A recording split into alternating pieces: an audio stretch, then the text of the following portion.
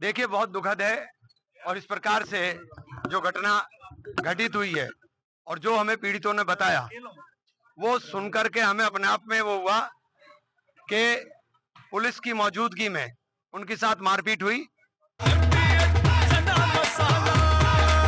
अब छोलिया हो या लोबिया, सफेद चने या काले चने, सब कुछ मजेदार बने। साथ ही पुलिस ने ही उनको बचाने का भी काम किया। इसमें भी कोई दो राय नहीं कि वहां के एसएचओ ने उनको बचा करके निकालने का काम किया, लेकिन उससे पहले पुलिस की गाड़ी से खींच करके उनको मारा गया और उन्हीं के खिलाफ एफआईआर दर्ज कर दी गई।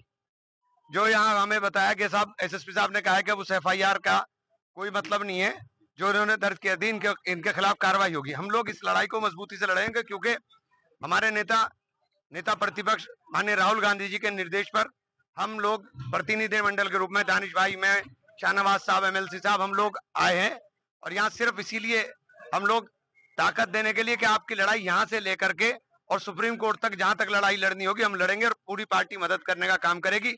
एडवोकेट जितना भी इनको जरूरत होगी, जहां भी वकील की जरूरत होगी, पूरी लीगल टीम कांग्रेस की इनके साथ खड़े होने का काम करेगी। सरकार जो जीरो टॉलरेंस की बात करती है जी, और इतनी बड़ी घटना हो गई गौ-मास को लेकर, जी, सरकार एट्रोसिटी है ये, जीरो टॉलरेंस हो रहा है जिस तरह से आप बता रहे हैं। और मथुरा लैब से बता रहे हैं कि वो रिपोर्ट भी आ गई, उसके अंदर कह दिया कि गौमांस नहीं है।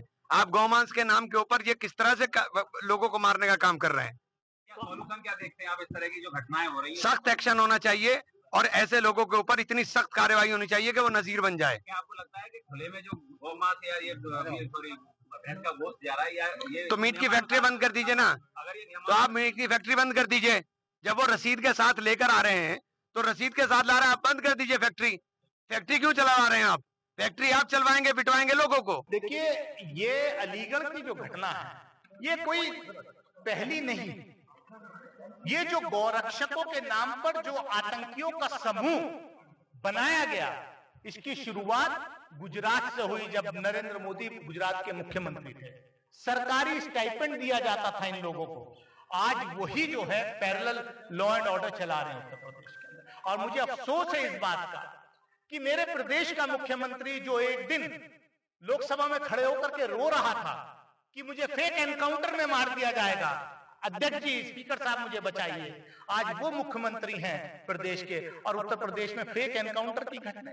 अभी अमरोहा का एक वीडियो आया है मेरे पास कि अमरोहा में फेक एनकाउंटर करने की कोशिश हुई है। राहुल गांधी जी के नेतृत्व में कांग्रेस पार्टी हर उस व्यक्ति के साथ खड़ी है जिस पर जुल्म हो रहा है, और हम भाजपा और आरएसएस के उस नैरेटिव को नहीं चलने देंगे, जो नैरेटिव लोगों को रोजगार के बजाय सांप्रदायिक ध्रुवीकरण में लगाता है और जो जिन लोगों पर जुल्म हो रहा है वो उनके नैरेटिव में नहीं आएंगे। ना कोई ऐसा काम करेंगे जिससे कि वो भड़क करके जो है कोई ऐसा काम करें जिससे कि उनका नैरेटिव सही साबित हो जाए।